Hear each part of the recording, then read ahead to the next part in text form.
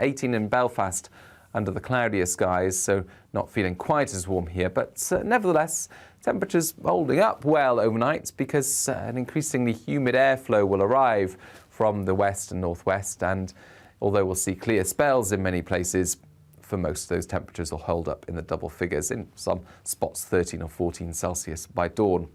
Some spots of rain for the far north of Scotland and for the Western Isles with thick and low cloud here, but a brighter day to come for eastern and central Scotland as well as northern England. Plenty of sunshine breaking through during the morning and holding on for the afternoon as well. So really it's Northern Ireland, western and northern Scotland where we keep the cloudier skies on Wednesday afternoon with some spots of rain and drizzle. But elsewhere temperatures up to the mid or even high 20s with that sunshine. 24 in Aberdeen, 28 in London. During Wednesday evening, the clear spells continue, apart from, again, northern and western Scotland, where the thicker cloud will bring some spots of rain and drizzle. And then during Thursday daytime, it's going to be increasingly warm, temperatures peaking at 29 or 30 before cooler weather on Friday.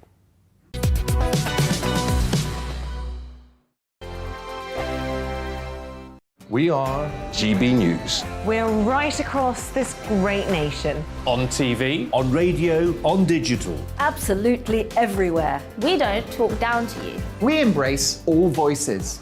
With honest and civilised conversation. We're not part of the establishment. We're one of you. And we're only getting started.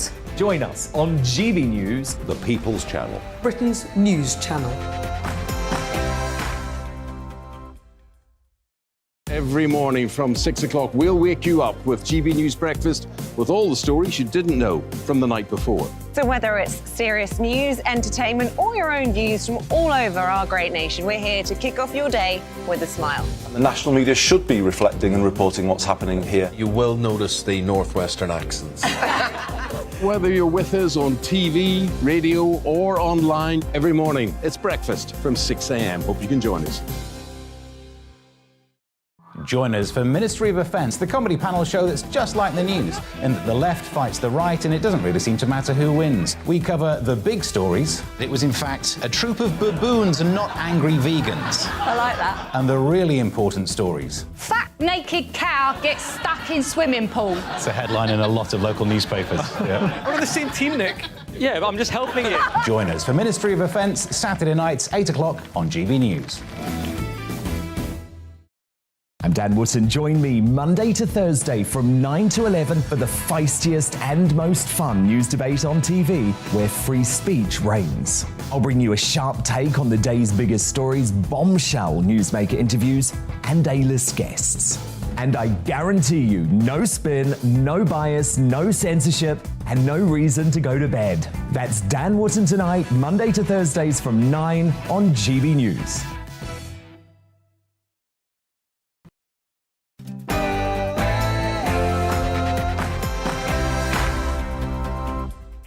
Hello and welcome to the briefing with me, Gloria De Piero.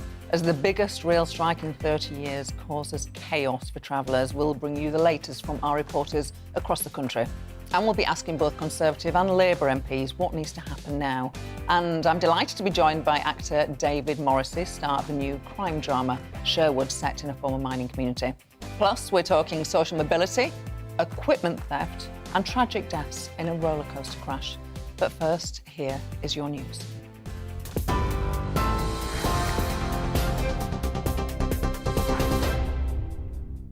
Good afternoon, it's 12 o'clock. I'm Tamsin Roberts in the GB newsroom.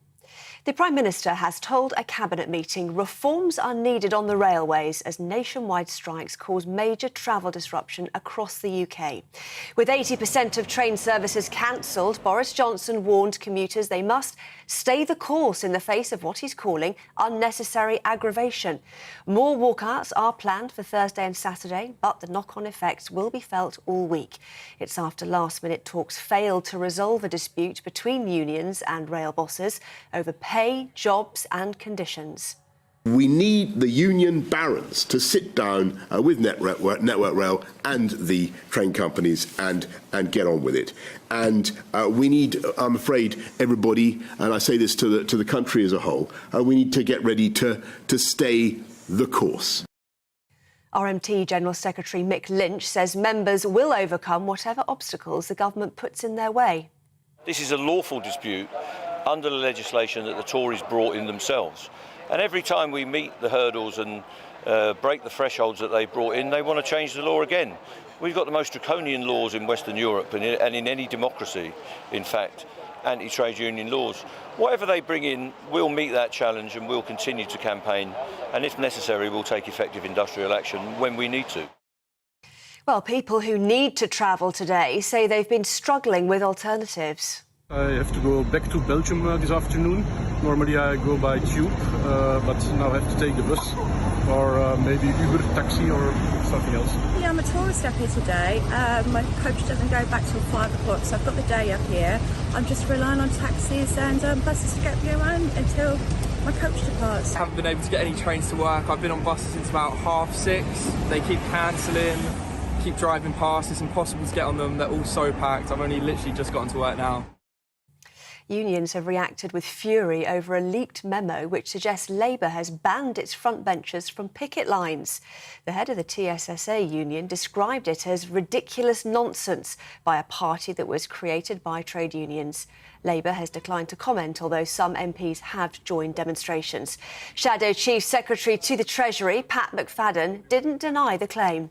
I wasn't going to go to one anyway, to be honest, because what I want to see is a negotiated end to this dispute as quickly as possible, because this is obviously causing enormous inconvenience to the public today who need the railways for all sorts of reasons, work and many other reasons, and the sooner this comes to an end the better. To other news now. A fire which broke out on the 12th floor of a high-rise residential block in West London is now under control. Well, our reporter Rosie Wright is in Shepherd's Bush for us now. And Rosie, what do we know about what happened here? The cause of the fire is still unknown and is under investigation. London Fire Brigade were first alerted to it at 9:23 this morning. It's this residential block behind me. You can see the black smoke coming out of the window there. On the 12th floor, half of the flat was ablaze. Now, called to the scene were 60 firefighters, 8 fire engines. London Ambulance arrived. They've been treating people with injuries. At this point, we don't know the extent of those injuries. And the other thing to note is the people who called the fire brigade were able to live stream directly to the fire brigade to show them the blaze so they could best be equipped when they arrived here to tackle it. Well, at 10:55, the blaze was brought under control. The people in the affected flat had already evacuated by the time the fire brigade had arrived, and the fire brigade led other people to safety. OK, Rosie, thanks very much for the update. Rosie Wright there in West London. A Russian man who was awarded the Nobel Peace Prize has sold his medal for £84 million to help Ukrainian children displaced by the war. Dmitry Muratov, a fierce critic of President Putin, was the co-winner of the 2021 prize for his efforts to safeguard freedom of expression. He was editor of a newspaper which ceased operations in March after threats from the Kremlin over its coverage of the conflict in Ukraine. Crowds have returned to Stonehenge to mark the summer solstice for the first time in 2 years. The sun rose over the stones at around 10 to 5 this morning and won't set until almost 9:30 this evening, giving more than 16 and a half hours of daylight. The summer solstice has been celebrated at Stonehenge for thousands of years, with the stones framing the sun as it rises. This is GB News. We'll have more news as it happens. Now, it's back to Gloria.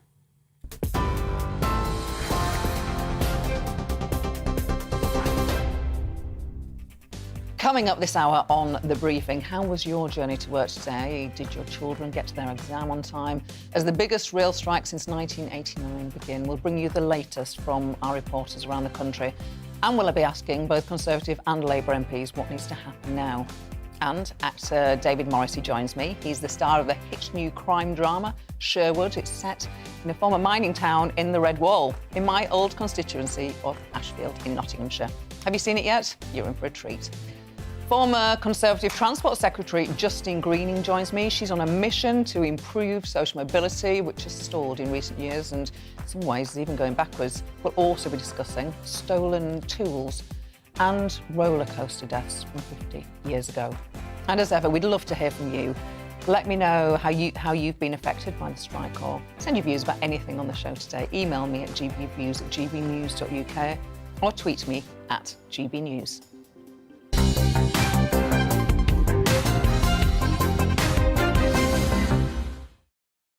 Have you watched Sherwood yet? It's the new BBC crime drama set in my former constituency of Ashfield, the home of its creator, James Graham.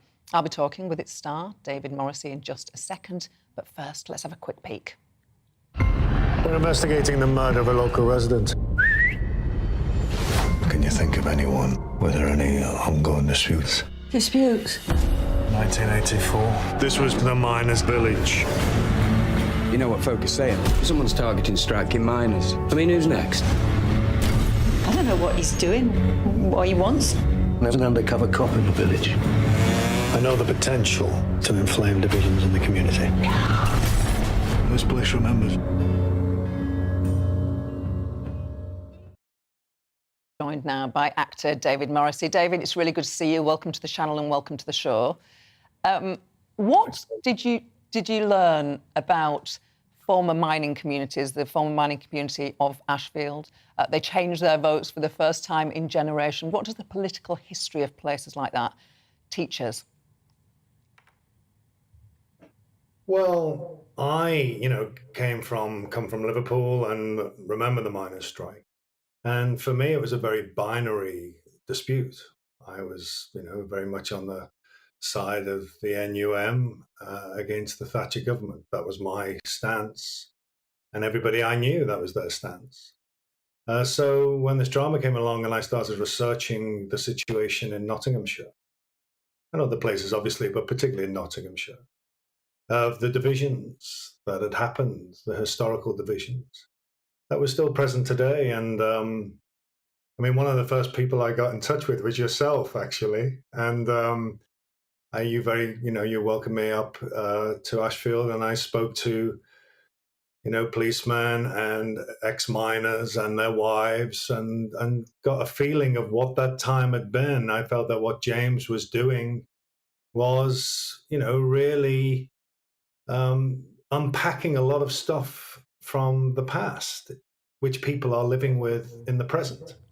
And it was important for me to get that across. Were you surprised that the strike, nearly 40 years ago, that the scars from that strike still run deep? No, I wasn't surprised by that. I wasn't. I was surprised by the type of division that had happened 40 years ago. But then I wasn't surprised by, how people had felt let down on both sides. Once the strike had ended and the NUM miners went back to work and had to work alongside people from the UDM union. And, that must have been really difficult on all sides. And then, 2 years later, the Thatcher government closed down the pits entirely. Then that must have been likewise difficult for a lot of people. Some people felt vindicated, other people felt let down and betrayed. So, it was a deliberate division in a community. And I think that does still run deep.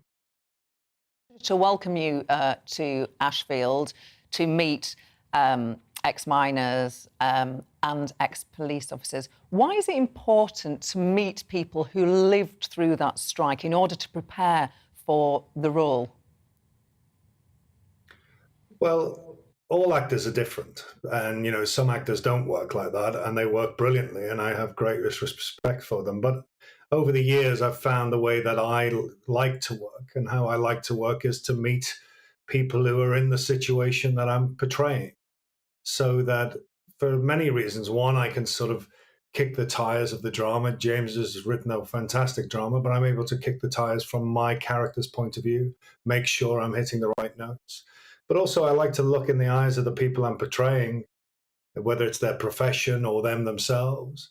And then I know that what I have to do during that drama is honor these people.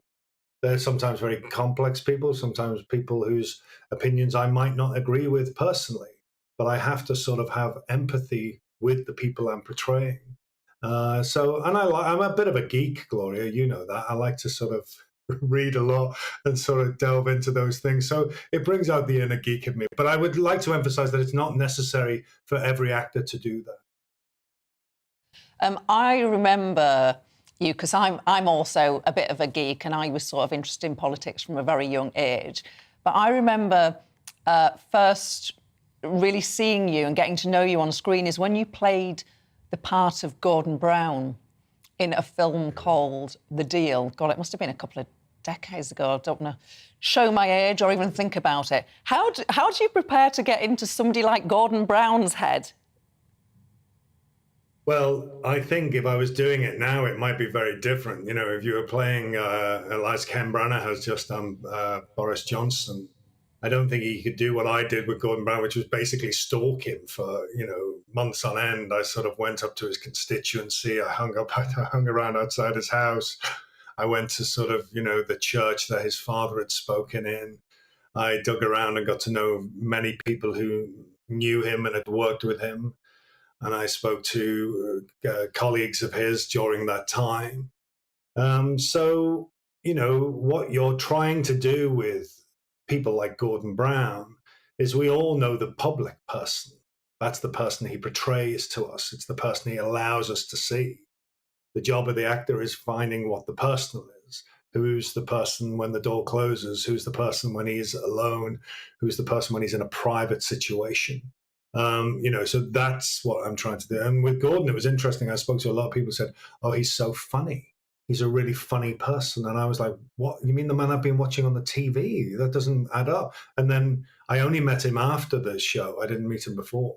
But he is. He's got a wicked sense of humor. And sadly, I wished that had come across a bit more on our TV screens. Final question to you, David, because we're about to have a chat about social mobility with our next guest. Now, your mum worked in Littlewoods and your dad was a cobbler.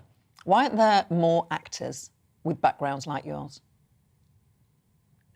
Well, the difficulty, I think, for actors from a lower income background, I would say, is that getting into drama school, there is parity there. There is, drama schools are making a great effort to allow people from all backgrounds into drama schools. It's the next 5 years, 6 years, where you're trying to make your way in a profession that's very volatile, very insecure.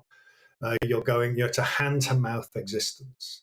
So it's usually the actors who have the bank of mum and dad to support them through those early years that sort of go on. Everybody else doesn't have that choice. If you can't live in a major British city at the moment, existing on 2 or 3 jobs a year as an actor, so it's difficult. And I think what I would like to see is some support for actors from low-income backgrounds, and not just actors, but people in the creative arts. The creative arts are our lifeblood of this country and give so much back to it. Over those first maybe 5 or even 10 years of them getting into the profession and sort of seeing if we can support people in that way in the arts. David Morrissey, great pleasure to chat to you. Really enjoying the show. Thank you for your time. See you soon. Thank you, Gloria. Bye. Bye.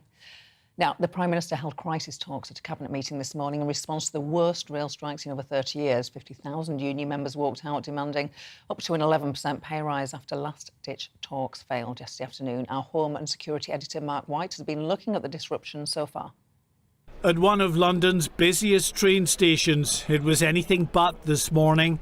A largely empty concourse at Waterloo. Indeed, at stations right across the capital, as the vast majority of commuters clearly got the message that 80% of rail services are suspended. It took me half an hour longer than normal. Right. Had to go via Norwood and then back into London Bridge. I get it, especially after COVID. There needs to be some job increases. There needs to be maybe a bit of a pay rise, but if everyone's working from home, there's no real impact. Like I said, my train wasn't busy. We just got stuck outside. At Birmingham New Street, passenger numbers there were a fraction of what would normally be seen on a weekday rush hour. This train to Northampton was busy, one of a vastly reduced timetable of services to some key locations. In Scotland and Wales, the disruption is even more severe. This was Linlithgow station this morning. ScotRail say there are currently no services outside the central belt, and only a handful of trains on the normally packed commuter services. It actually works out a bit better, the times they've put on today, but it's very frustrating, the train strikes. I was meant to be, I was going to go and work in the office. I still could, but I'll be honest, I'm just going to go and work from home instead of working in the office. At Cabinet, the Prime Minister warned the public they must be prepared for more disruption. We need to get ready to stay the course, because these reforms, these improvements in the way we run our railways are in the interest of the travelling public. There were no signs of any Labour politicians at this picket line amid reports the Labour leadership has banned them from turning up. Union bosses warned of further action unless management meet their demands. This is a lawful dispute under the legislation that the Tories brought in themselves. And every time we meet the hurdles and break the thresholds that they brought in, they want to change the law again. We've got the most draconian laws in Western Europe and in any democracy, in fact, anti-trade union laws. Whatever they bring in, we'll meet that challenge and we'll continue to campaign, and if necessary we'll take effective industrial action when we need to. The Shadow Chief Secretary to the Treasury has urged the government to play a more active role in trying to bring about an end to the dispute. Remember, this may not just be about railways. There's a possibility of disputes in other sectors too. And if ministers simply stand back and say this is the wedge issue of the week, this is the issue upon which we can divide the country this week instead of something else, that is a lack of responsibility. It's a dereliction of duty, and we need better than that from the government. Although many of those who can will have opted to work from home today, many others took to the roads for their daily commute. The M1 in County Durham, one of the many routes busier than normal. With a tube strike in the capital adding to the misery, London buses are much busier than normal. The frustration obvious among those who can't get on board. Many other commuters, like me, opted for a taxi to work, although cab fares have been increased. With good weather forecast across the week, many others have taken the bike to work. The government says it's actively planning to change employment laws to allow for the likes of agency workers to step in any future disputes. But that won't help with this current set of strikes, which are expected to cause travel chaos across the entire week. Mark White, GB News. Now, how do we enable working class kids to move up and get on in life? Well, that's the question that the former Conservative Cabinet Minister, Justine Greening, has turned her attention to as she launches a new organisation to do just that. I'm pleased to be joined by Justine Greening now. Good to see you, Justine. I hope you're well. Great to see you again, Gloria. Can I just start by asking you, because you were a former Transport Secretary, isn't it absolutely ridiculous that the current Transport Secretary hasn't sat down with the rail unions to try and hammer out a deal and stop this week's chaos? Well, I do think the disruption is going to be very bad for lots of people, as we've seen. Government will end up needing to have a plan, because it's not just, by the sounds of it, going to be railway workers. We're seeing teachers talking about industrial action later in the year, even barristers. I've seen on social media people in the NHS saying, we wish we had the chance to be able to go on strike. You know, we want a pay rise too. So I think there's a broader discontentment around public sector workers. And I think the government is going to have a very clear strategy to deal with all of that over the coming period, because I think dealing with it piecemeal, even if Grant Shapps sat down with railway workers, it's not going to fix that bigger challenge. And I think, let's be honest, there's millions of people in our country right now being disrupted by the strikes, but also there are millions of people really worried about how they're going to cope with the cost of living pressures in the months ahead. So fundamentally, I think the most important thing government can do is set out a really clear plan on how it's going to tackle inflation, because it's inflation that is driving the demands, I think, for some of these wage rises that we're seeing. Indeed. Thank you for that. Now let's talk about social mobility or levelling up, a phrase we normally associate with very much with Boris Johnson. But I learned while doing my research that it was a phrase that you invented, or even your mum. Tell us about that. Tell us about... So I've been campaigning, as you may know, Gloria, for years on social mobility, a bit like you and David. You just had on David Morrissey. This is my own journey in life. I grew up not a million miles from Ashfield in Rotherham in South Yorkshire, never thought of a career in politics. And these points about how you can remove the barriers for people being able to get in and get on in life are really important to me. But that had been called social mobility. I just thought it was a bit, it sounds like it's from a think tank. I don't think people really know what it means. I remember asking my mum once about social mobility. She thought it was about helping people who are disabled and perhaps in wheelchairs, making it easier for them to get around. And that's important, but that's not what social mobility means. So I wanted to come up with a phrase, in a sense, that was clear about what we were doing to achieve equality of opportunity.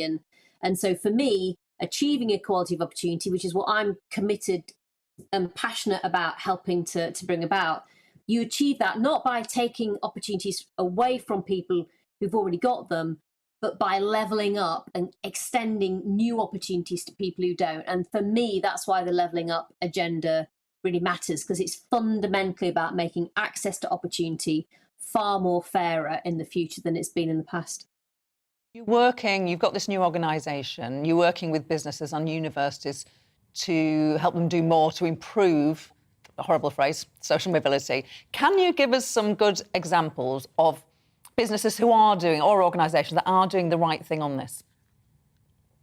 Yeah, you can look, for example, at an organisation like Direct Line that are literally doing recruitment in social mobility cold spots, particularly for some of their more virtual and hybrid jobs that are happening post-COVID. You can look at Virgin Money, who have done ultra flexible working that is now opening up a lot of careers and opportunities in their company to people perhaps who have caring responsibilities, going back to people with physical disabilities for whom it's just that bit harder having to be in a particular place at a particular time for the sake of it. You can look at how, for example, BP, we're working with them and they're really genuinely saying, well, actually, as we shift to become a very different version of being an energy company on renewables to the one we were in the past, actually that means new roles, new careers in new places. How can we make sure they are genuinely open and that we're building skills pipelines from, say, some more deprived communities into our business, whereas in the past, actually, working for BP has probably been something that even they would say perhaps more middle class, better off people found as an opportunity rather than people from more lower income backgrounds. And as David Morrissey was talking about, there are some sectors that have just traditionally been more closed to people from those sorts of backgrounds. And so all of my work is about working with them to get them opened up to a lot of new talent. And of course, in a very tight labour market, which is where Britain finds itself today, actually that's not just the right thing to do for our country and for people, it's actually the smart thing to do for businesses. They need to get to the wider talent pool. And if they can't do that, they'll see costs go up. We've just got less than a minute left, so I'll be as quick as I can. You're the first person, as you say, in your family to go to university. So was I. What really struck me in Ashfield, which probably like Rotherham has really low participation university rates, I was struck by how many parents didn't want their children to go to university. And so part of this is about aspirations, and it's not just about employers being open, it's all about school and education. One thing we are doing is getting employers to track socioeconomic diversity, looking at whether they're actually getting their opportunities to people from some of those lower income backgrounds. What gets measured gets done, Gloria. So if we can get all employers tracking socioeconomic diversity, then we'll really, I think, start to make a big difference on this. Talk to you again about this, Justine. It sounds like a great initiative. Thank you for your time today. Thank you. After the break, we'll be crossing live to Scotland with our reporter, Davy Donaldson, to give us an update on the rail strikes up there. Back in just a moment.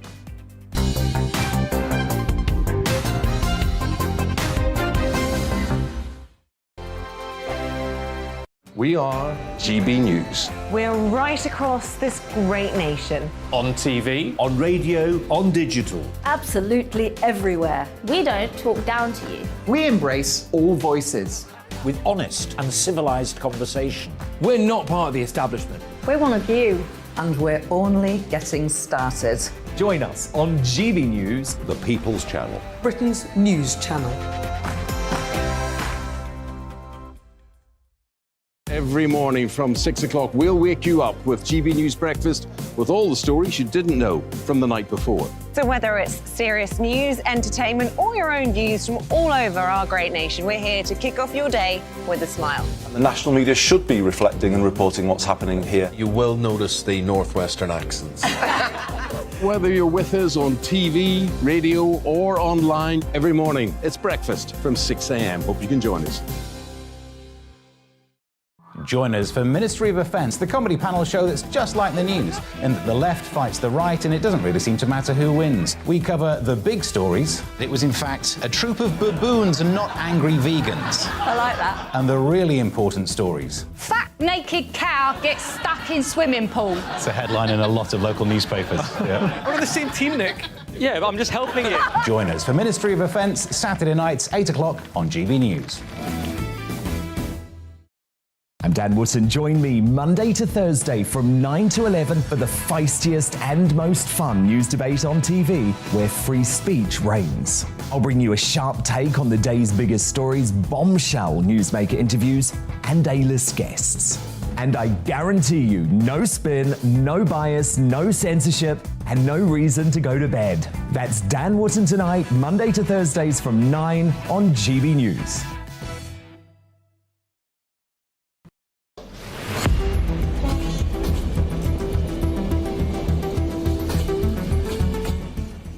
So, if you've not been affected by today's strikes, then you are lucky. Millions of people are having to take much longer to get from A to B or simply opting to stay at home. Today sees members of the RMT and Unite unions across various providers walk out on strike. London Underground services are also severely restricted today. Further rail strikes are planned later this week, with workers expected to walk out on Thursday and Saturday as well. Only around 20% of all services will be running. If you live in Hull, the disruption doesn't end there, as members of the ASLEF union will strike on trains in Hull on Sunday as well. ASLEF have announced even more strikes in areas of London, with Croydon Tramlink staff planning to walk out later this month and in July as well. Further walkouts could happen at the end of July too. The Transport Salaried Staffs Association is balloting workers at Network Rail and other train companies over work and pay conditions. So this week may not be the worst of it. Davy Donaldson is in Linlithgow. Davy, how is it up there? Well, it's been kind of mixed, I would say. We've only got 10% of trains running. ScotRail, of course, run the trains here, but the problem for ScotRail is that Network Rail run the points and signals, so that's obviously having a huge impact on trains. We've only got 5 train services running across Scotland, all of them in the Central Belt, no surprise there at all. So yeah, they're in Glasgow and Edinburgh, the main commuter line here. I'm in Linlithgow, which is a real commuter town between Glasgow and Edinburgh. So people are getting to work and getting around their business. I think a lot of people, though, have decided not to bother and just work from home. I spoke earlier to some people outside Linlithgow train station. Some were deciding to go in. Some said, you know, that the trains had changed, the times had changed, and it really didn't suit them. And there was obviously grave concerns about actually getting home as well, because the last train here is at 5:30 at night. So obviously the other parts of Scotland have no trains whatsoever. So if you're in Stirling, Dundee, Aberdeen, Inverness, etc., Perth, then you have no train service at all. So yeah, that's a huge impact. I spoke to the RMT earlier on as well when I was outside the picket line at Edinburgh Waverley Station, and you know, they're certainly saying that it's not just about the pay aspect of it, it's about the safety aspect. You know, they're saying that, you know, if you cut workers back, cut maintenance workers back, that's going to have a huge bearing on the safety of the trains. So we've obviously seen a couple of years ago in Stonehaven where there was a crash and several people died. So clearly that's something we want to all avoid. So you can understand their point. They feel that, you know, they're not getting what they should be getting, and they're going out and strike to do that, and they're quite within their rights to do that, of course. So I do think there's going to be more strikes, certainly Thursday and Saturday. I can't see anything being settled by then. I know that the RMT said that they're very much open for negotiation. Whether that happens before Thursday or Saturday, I don't think that's highly likely. I think that if anything happens, it's probably going to be into next week, but you never know. In the meantime, people just have to try and go about their business. We've got a huge concert here in Edinburgh tomorrow night. We've got the Eagles playing at Murrayfield. Services will get back to normal tomorrow morning, but again, that's going to have a huge impact on people trying to get to that concert and, more importantly, get home from it. David Donaldson, as ever, thank you. After the break, we'll speak to Labour MP Marsha de Cordova ahead of her parliamentary debate on a rollercoaster disaster that happened in her constituency 50 years ago. Plus, Conservative MP Greg Smith will tell us how he's trying to change the law on tool theft. But first, it's the news.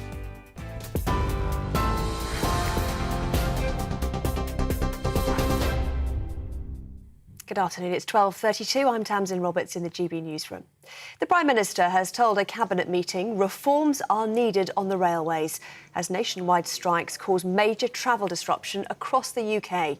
With 80% of train services cancelled, Boris Johnson warned commuters they must stay the course in the face of what he's calling unnecessary aggravation.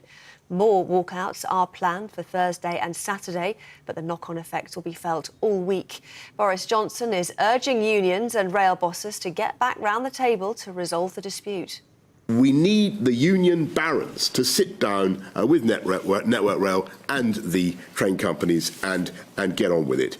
And we need, I'm afraid, everybody, and I say this to the country as a whole, we need to get ready to stay the course. RMT General Secretary Mick Lynch says members will overcome whatever obstacles the government puts in their way. This is a lawful dispute under the legislation that the Tories brought in themselves. And every time we meet the hurdles and break the thresholds that they brought in, they want to change the law again. We've got the most draconian laws in Western Europe and in any democracy, in fact, anti-trade union laws. Whatever they bring in, we'll meet that challenge and we'll continue to campaign. And if necessary, we'll take effective industrial action when we need to.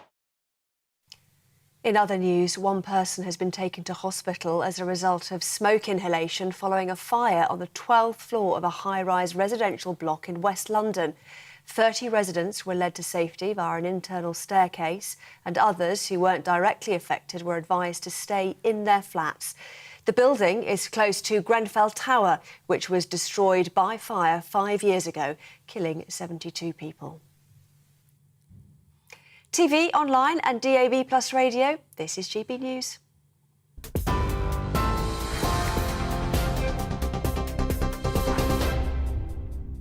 Direct Bullion sponsors the finance report on GB News for gold and silver investment.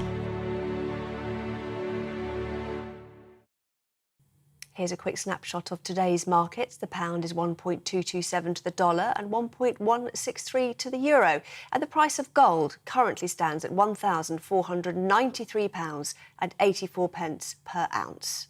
Direct Bullion sponsors the finance report on GB News, investments that matter. We are GB News. We're right across this great nation. On TV, on radio, on digital. Absolutely everywhere. We don't talk down to you. We embrace all voices. With honest and civilised conversation. We're not part of the establishment. We're one of you. And we're only getting started. Join us on GB News, the People's Channel. Britain's news channel. Every morning from 6 o'clock, we'll wake you up with GB News Breakfast with all the stories you didn't know from the night before. So whether it's serious news, entertainment, or your own views from all over our great nation, we're here to kick off your day with a smile. The national media should be reflecting and reporting what's happening here. You will notice the northwestern accents. Whether you're with us on TV, radio, or online, every morning, it's breakfast from 6 a.m. Hope you can join us. Join us for Ministry of Offence, the comedy panel show that's just like the news, in that the left fights the right and it doesn't really seem to matter who wins. We cover the big stories. It was in fact a troop of baboons and not angry vegans. I like that. And the really important stories. Fat naked cow gets stuck in swimming pool. It's a headline in a lot of local newspapers. Yeah. We're on the same team, Nick. Yeah, but I'm just helping you. Join us for Ministry of Offence, Saturday nights, 8 o'clock on GB News. I'm Dan Wootton. Join me Monday to Thursday from 9 to 11 for the feistiest and most fun news debate on TV, where free speech reigns. I'll bring you a sharp take on the day's biggest stories, bombshell newsmaker interviews, and A-list guests. And I guarantee you, no spin, no bias, no censorship, and no reason to go to bed. That's Dan Wootton tonight, Monday to Thursdays from 9 on GB News.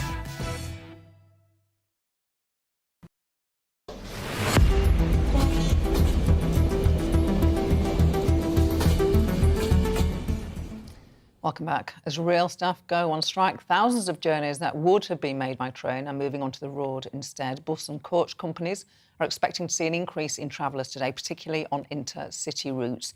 Well, our East Midlands reporter Will Hollis joins us now from the new bus station in Nottingham. Will, what's the situation where you are? Good afternoon. Yeah, we're right outside the new Broadmarsh bus station. It only opened a week or so ago. This part of Nottingham has always had a high amount of traffic. It's one of the busier parts of the city where people are moving in and out. Maybe they're going towards other cities, or maybe they're going towards the motorway to get up and down the country. Of course, lots of people would usually use trains as well, but today they're being forced into other options because of the strike action that's taking place. Just around the corner at Nottingham train station, there is a picket line where people from RMT and their supporters are protesting and striking, as they've been doing legally today. But here at the new bus station, National Express are serving. One of the things that I've been hearing from National Express are that they're seeing an increased demand. Around 85% of their services are, if not sold out now, are expected to be sold out really quite soon. And they say that they've seen that significant increase,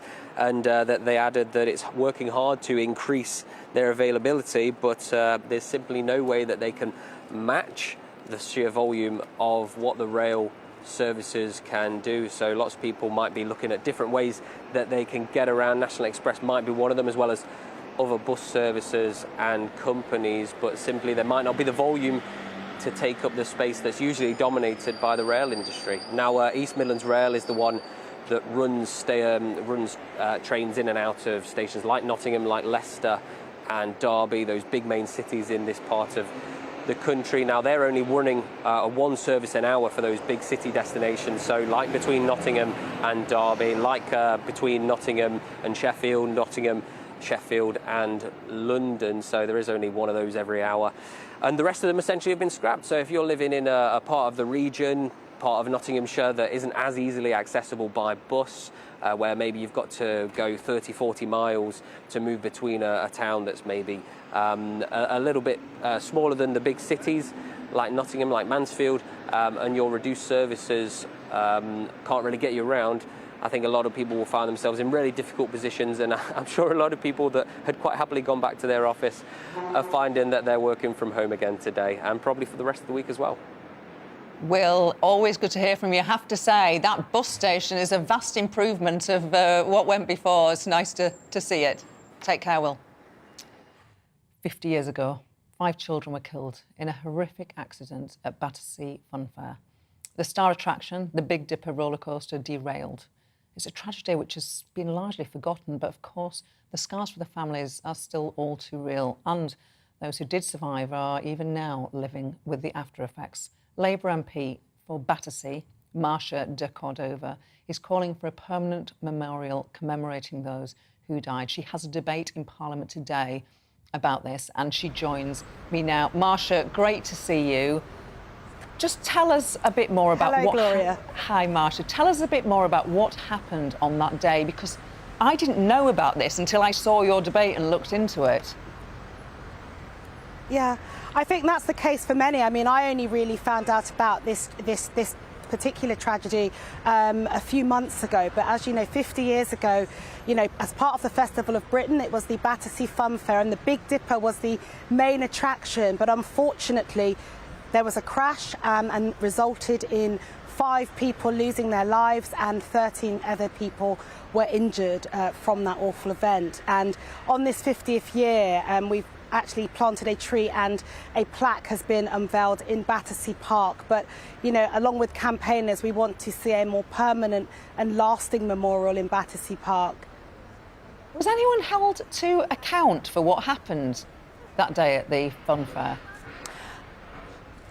Unfortunately not, but I think what's been the real tragedy of this, Gloria, is the fact of the trauma that so many of both the survivors but also the victims' families have experienced throughout. And, you know, I've heard their experiences, and in the words of, you know, one particular person that was on that roller coaster, you know, ultimately your bones can be repaired, but, you know, when it comes to the mental health and the trauma that one experiences without the right support, you know, it can lead to devastating consequences. And that's why today, as part of my adjournment debate, I want to call for a proper investment and resource into childhood trauma services and children's mental health services and support as well.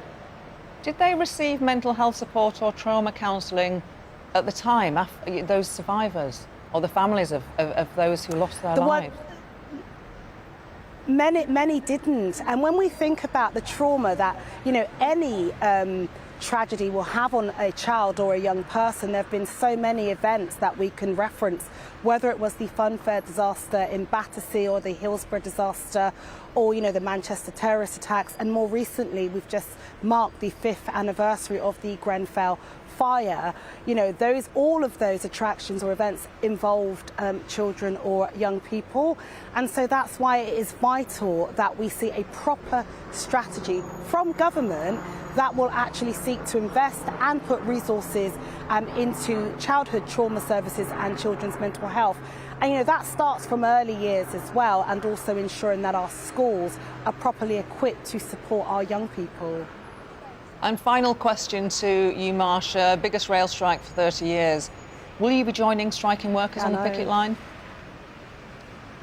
I absolutely support any worker that is, you know, taking strike action when they are demanding a fair pay and they want to protect their terms and conditions. I think what's really been disappointing in this whole affair really is the lack of engagement by the government, and particularly the Transport Secretary, who really has been missing in action in all of this. He should be getting around that table and being part of those negotiations with rail operators and our trade unions, and the fact that he's failed to do that is incredibly disappointing and deeply worrying. We always enjoy having you on the show, and Marsha de Cordova, thank you for joining us today. Thank you. Thank you very much. Take care. Well, with strikes around the country in full swing, our reporter Ali Costello has been speaking to commuters at Victoria bus station in central London. I have to go back to Belgium this afternoon. Normally I go by tube, but now I have to take the bus, or maybe Uber, taxi, or something else. And would you support the rail workers and the tube workers that are going on strike? They want better pay? I'm not aware of the problem, so I cannot tell anything about it. Okay. Not really. I'm a tourist up here today. My coach doesn't go back till 5 o'clock, so I've got the day up here. I'm just relying on taxis and buses to get me around until my coach departs. So hopefully I'll find something to do. Lots to do. I haven't been able to get any trains to work. I've been on buses since about 6:30. They keep cancelling, keep driving past. It's impossible to get on them. They're all so packed. I've only literally just gotten to work now. And what was it like on the buses? Were they packed? Were there loads of people? Absolutely crammed. It's hard to even get on one. They're all just driving straight through.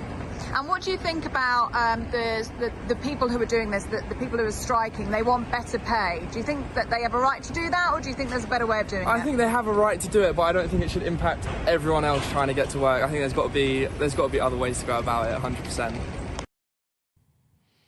Now, when equipment is stolen from a farm, a builder's van, a construction site, people suffer and their businesses are set back.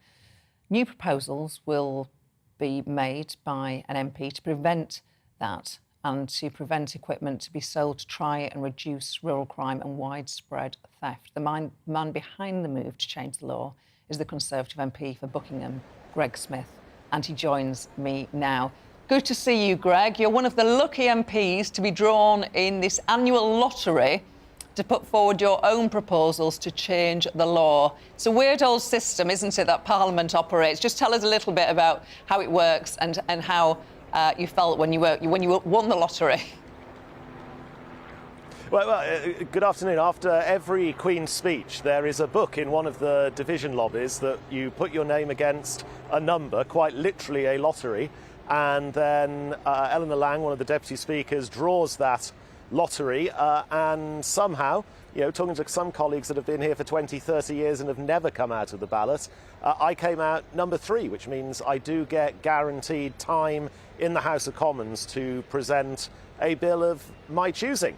And I've chosen something that I've been focused on for most of my 2.5 years here in the House of Commons, which is trying to do something about equipment theft, be that rural crime, theft of farm equipment, or theft of power tools and plant from builders' sites or plumbers' vans or carpenters' vans, or whatever it might be, because the insurance company Direct Line shows that tools are stolen roughly every 17 minutes across the United Kingdom. And when a tradesperson or a farmer loses equipment, that's not just a mild inconvenience. It can mean they can't go about their trade or their business or their farming for 1 to 5 days at times, longer if you're talking about very specialised GPS units in tractors, for example. So my bill seeks to bring in some measures to try and cut out the ability for the thieves to resell these items,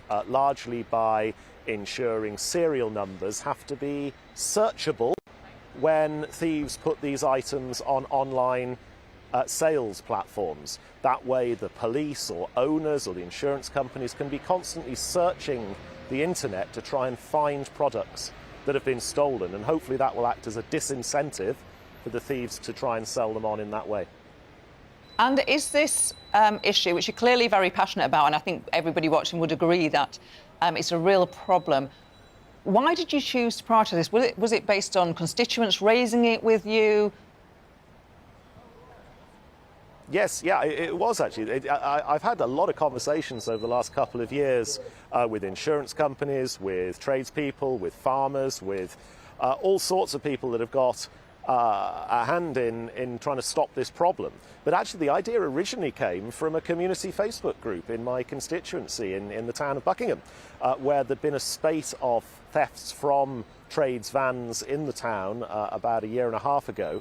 And this issue bubbled up and everybody was asking, well, what can we do about it?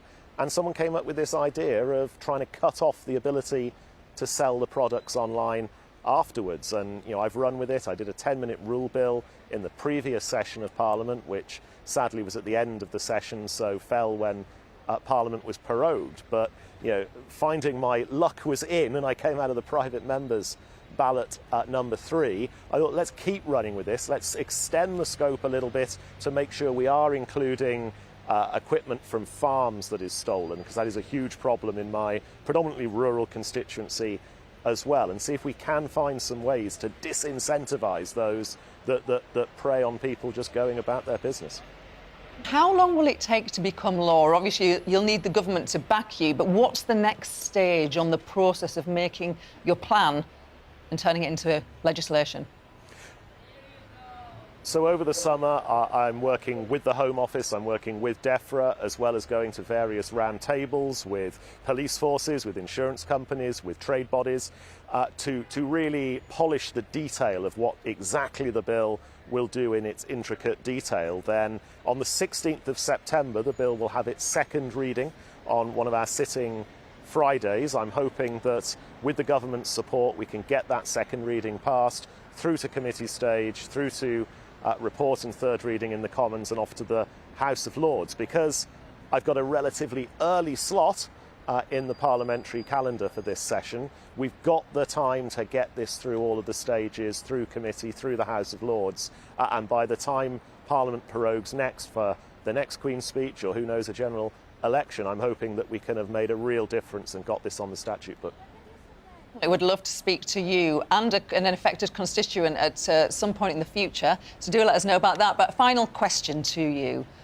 Your constituents will be having a nightmare trying to get to work today and on Thursday and on Saturday. Why hasn't the Transport Secretary met with the RMT to try and hammer out a solution?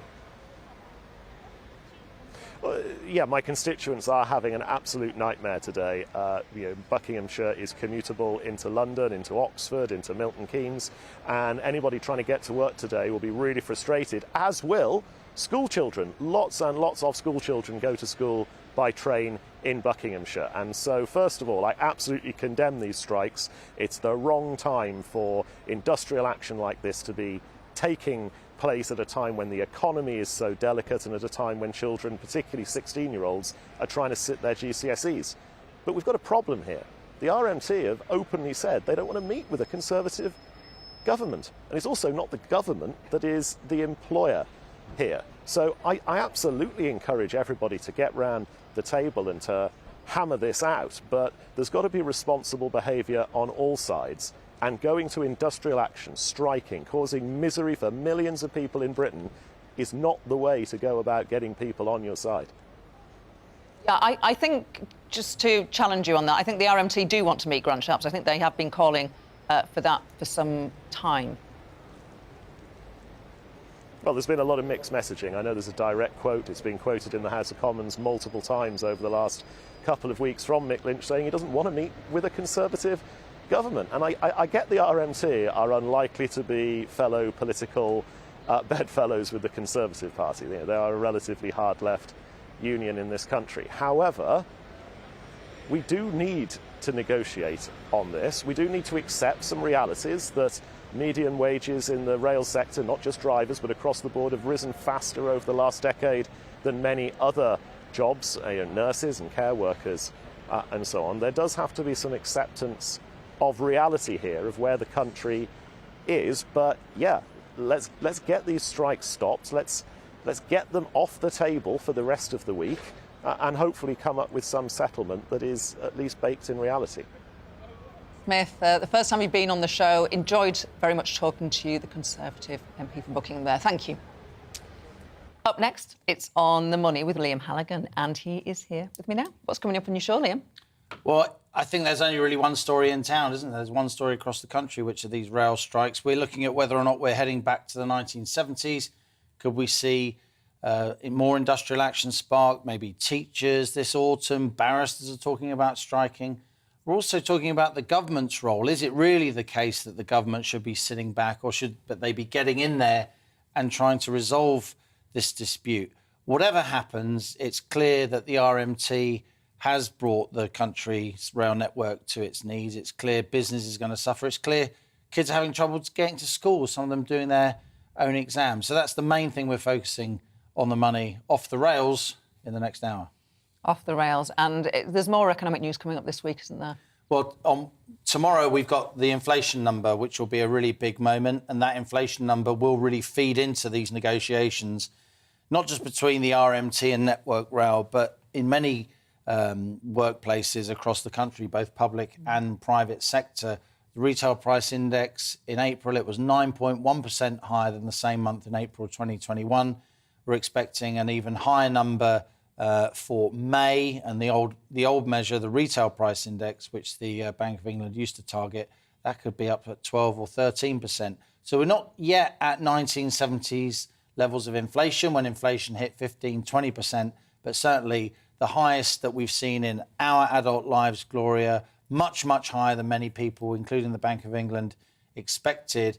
And it's upending politics, isn't it? This cost of living crisis is completely upending politics. It's upending society. It's the economy stupid, as they say. Yeah, and it's hot now, isn't it? But as the winter draws in, not for a few months, but energy bills, that's going to be... Believe it or not, so many of us, if we're going to get a holiday this year, it still seems weeks, even months away. And in just a couple of days' time, don't shoot the messenger, the days start getting shorter again. So, high summer in just a couple of days, isn't it, if you think about it? And on that bombshell... It is the longest day of the year today, and it's really sunny. Thank you, Liam. You have been watching or listening to The Briefing with me, Gloria De Piero. Join me at 10 to 12 tomorrow for Prime Minister's Question Time. Thank you for your company today. Have a great day. Let's take a look at the weather. Hello again, I'm Aidan McGivern from the Met Office. Warm sunny spells for much of England and Wales today. Cloudier for Scotland and Northern Ireland with showers for some, but for the vast majority it is dry because of a large area of high pressure sitting in the mid-Atlantic, stopping any deep lows or weather fronts from arriving. But a couple of weak features are just about sneaking into the top of the UK. And that's why we've started with cloud and some rain in places for Scotland, Northern Ireland and the far north of England. The rain largely disappears by the afternoon, but one or two showers are possible for Aberdeenshire, Angus, Perth and Kinross, and for the far north of England over the Pennines. To the south of that, plenty of sunshine and feeling very warm, with highs of 24 in Cardiff, 25 in London, 20 in Glasgow and 18 in Belfast under the cloudier skies, so not feeling quite as warm here, but nevertheless, temperatures holding up well overnight because an increasingly humid airflow will arrive from the west and northwest, and although we'll see clear spells in many places, for most of those temperatures will hold up in the double figures, in some spots 13 or 14 Celsius by dawn. Some spots of rain for the far north of Scotland and for the Western Isles with thick and low cloud here, but a brighter day to come for eastern and central Scotland as well as northern England. Plenty of sunshine breaking through during the morning and holding on for the afternoon as well. So really it's Northern Ireland, western and northern Scotland where we keep the cloudier skies on Wednesday afternoon with some spots of rain and drizzle. But elsewhere, temperatures up to the mid or even high 20s with that sunshine. 24 in Aberdeen, 28 in London. During Wednesday evening, the clear spells continue, apart from, again, northern and western Scotland, where the thicker cloud will bring some spots of rain and drizzle. And then during Thursday daytime, it's going to be increasingly warm, temperatures peaking at 29 or 30 before cooler weather on Friday.